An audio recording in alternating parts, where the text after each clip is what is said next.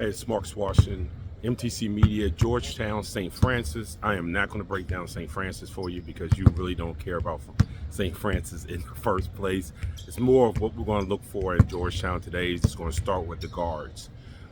Pay attention to how much the guards, one, put the ball on the floor in the half court, how much the guards swing the ball, how much they get more than one pass away to open up the offense. Do they look to pitch ahead? Do they look in the corner to make the one more pass? When they look down low on someone posting up, are they looking to look the pass? Or are they looking and then looking off the guy?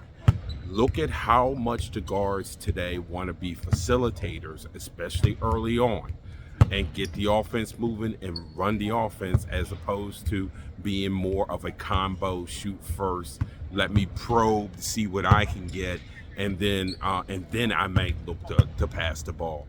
Let's see how much the ball touches the paint early, how much guys can get downhill early, how much the extra pass is made early. Second, what you want to look for again is dominating the boards. And not only Thomas Sorber. Look at how much Fielder is going to dominate the boards. Look at the wings. Look at PV. Look at those guys. See how much they're getting in, because you want to project this out to your last two, well, not your last two, but the two non-conference games that's the most significant one, West Virginia and Syracuse. Those are the most significant ones on the schedule. So what you want to do is look for things that's going to transfer to those games. The wings are going, in those type of games, the wings are going to have to rebound. It can't just be Sorber trying to rebound against three guys. And trust me, if those coaches see that on the film, that Sorber is not getting help on the boards, then they're going to send an extra guy to the boards when they play Georgetown. So the PVs, the Burks, those guys, what are they doing defensively on the boards? Check that out. And last but not least, how many players during the core time does Ed Cooley play today? Now, you can see in the last game, it was a 9-player rotation. We knew that eventually that Coach Cooley was going to pare down his rotation. He only played 9. I guess some people were surprised about what the 9 he did play. Well, let's take a look again. I know that Coach Cooley wants to build a level of continuity amongst who's going to be in his core reputation, in his core rotation, and he is using these 4 games, against the lesser opponents to develop that continuity. And I know it might sound bad, but it's smart in this sense. Look, Georgetown is going to be, in most games in the Big East, they're probably going to be the underdog. They're going to be the team that's younger.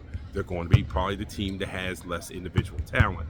And what you've seen is when he's played teams that have good continuity, teams that have been together, teams that have been older, they have struggled. And his thing is, let's get this continuity.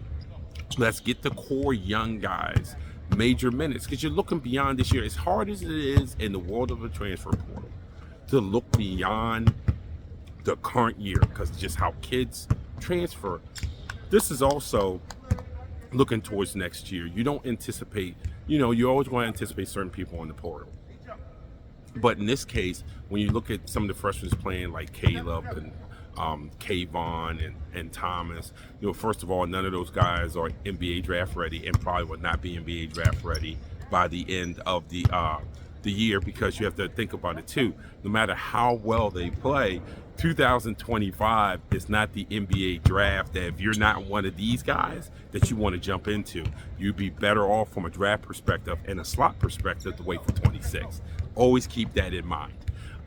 Is that all draft classes are not made the same. So sometimes guys are going to wait. So when you look at those 3 core freshmen, you say to yourself, okay, those are guys that will probably be back next year. Let's start getting in there. You look at Kayvon. When Kayvon comes out and has to be the primary point guard, or when he plays the primary point guard, here's the other thing to look at. Look at how many times he side saddles. If someone puts pressure on him before half court or around half court, see if he goes and stays square, make a move and go. See if he turns to his back, see if he turns to his hip. If he's turning to his hip and turning to his back, that is a clear sign of not being 100% confident in your handles. And that's something that he needs to grow on. Guys, they're freshmen. So those are things, and you use those games to let him grow. So those are some things to look out for Georgetown's game with St. Francis. Tip at 12 o'clock. This is Marcus Washington with MTC Media.